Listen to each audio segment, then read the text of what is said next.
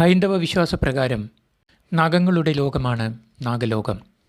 പുരാണങ്ങളിൽ പറയുന്നത് പ്രകാരം സപ്തപാതാളങ്ങളുള്ളതിൽ അവസാനത്തെ 2 പാതാള ലോകങ്ങളായ മഹാതലം, പാതാളം തുടങ്ങിയ 2 തലങ്ങളാണ് നാഗങ്ങൾക്കായി ബ്രഹ്മാവ് നീക്കിവച്ചിരിക്കുന്നത്.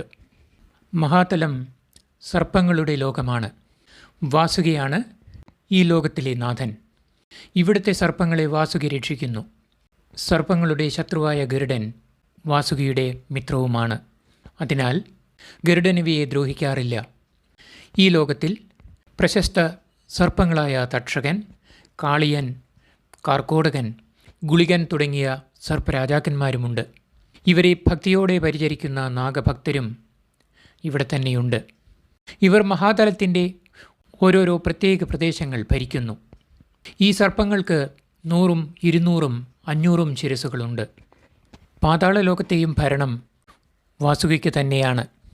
എങ്കിലും ഇതിൻ്റെ മൂലസ്ഥാനമായി 14 ലോകങ്ങളെക്കാളും 1000 ഇരട്ടി വിസ്താരത്തിൽ വാസുകിയുടെ ജ്യേഷ്ഠനായ അനന്തനാഗം വസിക്കുന്നുണ്ട്. ഈ സ്ഥാനത്തിൻ്റെ പേരാകട്ടെ അനന്തകല എന്നാണ്. വിഷ്ണുവിൻ്റെ തമോഗുണമേറിയ മൂർത്തിയായ അനന്തനാഗം വലിയൊരു സുവർണ പർവ്വതം പോലെ നീലപ്പട്ടുടുത്ത് 1000 ഭണങ്ങളുമായി ഇവിടെ സർവ്വലോകത്തെയും താങ്ങിക്കൊണ്ട് വസിക്കുന്നു. നാഗങ്ങളുടെയും സർപ്പങ്ങളുടെയും രാജാവായ വാസുകിക്ക് അനന്തനോളം തന്നെ വലിപ്പമുണ്ടെങ്കിലും അദ്ദേഹം അനന്തൻ വഹിക്കുന്ന ലോകങ്ങളെ പാലിക്കുക മാത്രമാണ് ചെയ്യുന്നത്. വാസുകി ഈ ലോകങ്ങളെ തൻ്റെ പ്രാണശക്തിയാൽ അടുക്കും ചിട്ടയുമോടെ നിലനിർത്തുന്നു. വാസുകിക്ക് 800 ഭണങ്ങളുണ്ട്.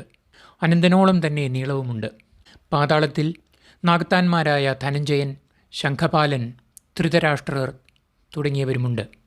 ഈ നാഗങ്ങൾക്ക് 100ഉം 200ഉം 700ഉം ശിരസ്സുകളാണുള്ളത്. ഇവരെല്ലാം ഈശ്വരാംശങ്ങളാകയാൽ ഗരുഡനെ ഇവർക്ക് പേടിക്കേണ്ട കാര്യവുമില്ല. നാഗം, സർപ്പം എന്നിവ ഉരകവർഗത്തിലെ ശ്രേഷ്ഠ സൃഷ്ടികളായിട്ടാണ് കരുതുന്നത്.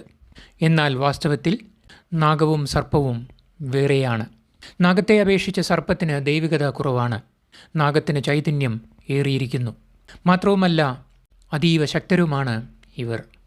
എന്നാൽ ആരെയും ദംശിക്കാറില്ല എന്നതാണ് വാസ്തവം. വിഷമുണ്ടെങ്കിലും നാഗമത് ഉപയോഗിക്കാറില്ല. നാഗത്തിന് ഭയപ്പെടുത്തുന്ന രൂപവുമില്ല. അവ സർപ്പങ്ങളെപ്പോലെ ഭൂമിയിൽ ഇഴയുന്നവയല്ല. പകരം തൻ്റെ ദിവ്യശക്തി കൊണ്ട് അത് അന്തരീക്ഷത്തിലൂടെ സഞ്ചരിക്കും. രാത്രിയിൽ ഒരു കുന്നിൻ്റെ നെറുകയിൽ നിന്നും മറ്റൊന്നിലേക്ക് അത് പറന്നു പോകുന്നതായി നമ്മുടെ പൂർവികർ വായ്മൊഴിയായി പറഞ്ഞു വരുന്നു. എന്നാൽ ഇതിന് ശാസ്ത്രീയമായ തെളിവുകൾ ലഭ്യമല്ല. എന്നിരിക്കലും നാഗം ദൈവികത കൊണ്ട് ദേവന്മാരെക്കാളും ശ്രേഷ്ഠരായതിനാൽ അതിനെ വിഗ്രഹത്തിൽ ആവാഹിച്ച് പൂജിക്കാറുമുണ്ട്. നാഗപൂജ അതീവ നിഷ്ഠയോടെ ചെയ്യേണ്ട ഒരു കർമ്മമാണ്. അതിൽ തെറ്റുപറ്റിയാൽ ആപത്താണ് ഫലം. മറ്റു ദേവന്മാരെ വിഗ്രഹത്തിൽ ആവാഹിക്കുമ്പോൾ നാഗത്തെ പൂജിക്കുന്ന സാധകൻ അതിനെ തൻ്റെ ശരീരത്തിലാണ് ആവാഹിക്കേണ്ടത്. നാഗങ്ങളുടെ രാജാവും നാഥനുമായ അനന്തൻ്റെ, അതായത് ആദിശേഷൻ, ശേഷനാഗം എന്നീ പേരുകളിൽ അറിയപ്പെടുന്ന അനന്തൻ്റെ പുറത്താണ് സാക്ഷാൽ ആദിനാരായണനായ മഹാവിഷ്ണു ശയിക്കുന്നത്. ആദിയും അന്തവുമില്ലാത്ത പ്രപഞ്ചത്തിൻ്റെ പ്രതീകമായിട്ടാണ് അനന്തനെ കണക്കാക്കുന്നത്. എന്നാൽ നേരെ മറിച്ച് സർപ്പങ്ങളുടെ രാജാവും നാഥനും സാക്ഷാൽ പരമശിവൻ്റെ കണ്ഠഭൂഷണമാണ് വാസുകി. എന്നാൽ നാഗങ്ങളെപ്പോലെ ശാന്തരല്ല സർപ്പങ്ങൾ. അവ അതീവ ശക്തരും നീണ്ടു ചുരണ്ട ദേഹമുള്ളവരും ഉഗ്രകോപികളുമാണ്.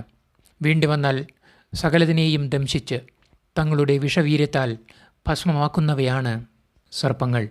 നാഗങ്ങളെക്കാൾ വിഷം അവയ്ക്കുണ്ട്. ഇവ ഭൂമിയിലൂടെ ഇഴയുന്നു. സർപ്പിണം ചെയ്യുക എന്നാൽ ഇഴയുക എന്നാണ് അർത്ഥം. അതിനാൽ ഇവയ്ക്ക് സർപ്പം എന്ന പേരും ലഭിച്ചു. നാഗങ്ങളും സർപ്പങ്ങളും കശ്യപ പ്രജാപതിയുടെ ഭാര്യയായ കദ്രുവിൻ്റെ സന്താനങ്ങളായാണ് വിശ്വസിച്ചു വരുന്നത്. ഭൂമിയിൽ കണ്ടുവരുന്ന സർപ്പങ്ങളും കദ്രുവിൻ്റെ സന്താന പരമ്പരയിൽപ്പെട്ടവരാണെന്ന് പുരാണങ്ങളിൽ പറയുന്നു. കദ്രുവിൻ്റെ സന്താനങ്ങളിൽ ചിലർ ഭൂമിയിലേക്ക് വന്നുവെന്നും അവരാണ് ഭൂമിയിലെ സർപ്പങ്ങളെന്നും വിശ്വസിച്ചു വരുന്നു. നാഗദൈവങ്ങളെ ആരാധിക്കുക എന്നത് കേരളത്തിൻ്റെ സംസ്കാരവുമായി ബന്ധപ്പെട്ട് കിടക്കുന്ന ഒരു ആചാരമാണ്. കേരളത്തിലെ പ്രശസ്തമായ നാഗരാജ ക്ഷേത്രങ്ങൾ ഇനി പറയുന്നവയാണ്. മണ്ണാർശാല നാഗരാജ ക്ഷേത്രം, ആലപ്പുഴ ജില്ല, വെട്ടിക്കോട്ട് ആദിമൂലം നാഗരാജ ക്ഷേത്രം ആലപ്പുഴ, ആമേടർ ക്ഷേത്രം തൃപ്പൂണിത്തുറ എറണാകുളം ജില്ല, പാമ്പുമേക്കാട് മന മാള തൃശ്ശൂർ ജില്ല, നാഗമ്പൂഴി മന കോട്ടയം ജില്ല, അനന്തൻകാട് നാഗരാജ ക്ഷേത്രം ശ്രീ പത്മനാഭസ്വാമി ക്ഷേത്രത്തിന് സമീപം തിരുവനന്തപുരം ജില്ല, കരിപ്പാൽ നാഗരാജ ക്ഷേത്രം കണ്ണൂർ ജില്ല എന്നിവയാണ്.